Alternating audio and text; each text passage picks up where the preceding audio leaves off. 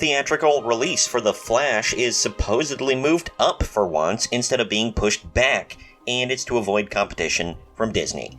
I'm Troy from Marks on Movies, and today we're bringing you the news from IGN that Warner Bros. Discovery is trying to give the Flash movie a chance to actually succeed at the box office. Before we begin, please like this video, subscribe to the channel, and click the bell to be notified whenever we post brand new videos. We bring you new content every single day of the week, whether it's about movies, TV, video games, and of course, pro wrestling. And now, on with the story, which is linked in the video description. The Flash release date has been moved up. The Flash is arriving earlier than expected, which is to be expected for the character.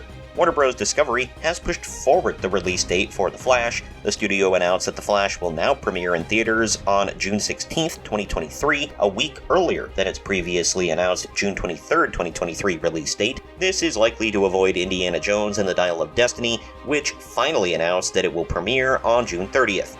I'm somewhat excited, and I'm trying to hold out hope for Indy 5, but seriously, Lucasfilm under Disney has sucked a hard one. There are obviously a few exceptions, but they sure love taking everything that we once loved and held dear and crushing it right in front of us so that the newer, younger, less talented people can take over. Not to digress too much, but the rumored plot for this is that Indiana Jones and his newer, younger female companion go back in time to the events of Raiders of the Lost Ark. Young Indy dies somehow, and the newer, younger female companion has to take over and be the new Indy because old-ass Indy just can't do it. It will most likely still make money and be at least a moderate success, but if more trailers keep coming out revealing this plotline to be true, The Flash very well may be safe from competition.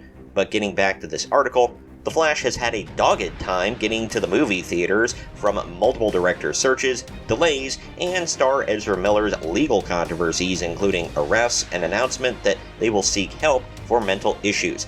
Miller is a holdover from the DCEU, as they played the character starting in Batman v Superman: Dawn of Justice and then Justice League. The Solo movie has long been expected to adapt the Flashpoint storyline and potentially reconfigure the DC universe. Much needed, by the way. The alternative timeline story would explain how both Ben Affleck and Michael Keaton can be in The Flash, both playing different versions of Batman.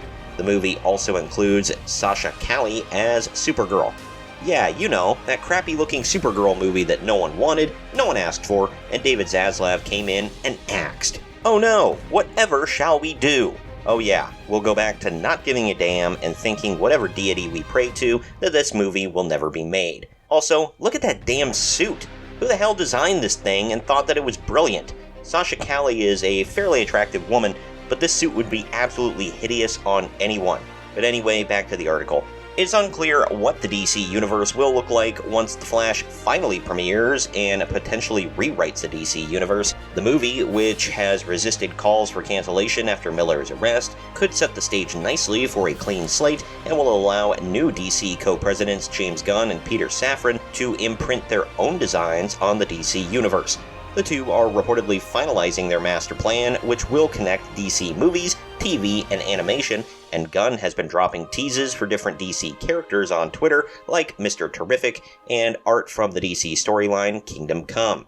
I talk about all this in more detail in a recent video uploaded to this very channel. This is all well and good, and I hope that the film succeeds because I love DC, but at the same time, I hope this won't change any potential plans to replace Ezra Miller. Ezra has done nothing but cause issues since day one, and the character of the Flash needs to be recast. Ezra Miller isn't a big box office draw and isn't a great enough actor to constitute not recasting. WBD has zero time to F around and find out anymore, and they need to get cracking on making money. As I mentioned in previous videos, they're about $50 million in debt and can only afford to release like 3 to 4 movies per year at this point. Because of that, The Flash and Aquaman 2 100% have to make money. They've crap-canned projects that they know for a fact will be money losers, which is smart, so these need to be successful to keep them alive. Let's hope that James Gunn and Peter Safran can breathe much-needed new life into the DCU for all of us fans. Let me know in the comments below if you're going to see The Flash, if you're excited for it, or are pretty passive if you think that it will be a fail or a success. and what your thoughts, hopes, and dreams are for the future of the DC Universe and Warner Bros. Discovery as a whole. Also, share this video around to everyone you know, and don't forget to like the video, subscribe to the channel, and click that little bell to be notified every time we post brand new content on movies, TV, video games, and of course, pro wrestling. I've been Troy from Arcs on Movies, and we'll see you next time.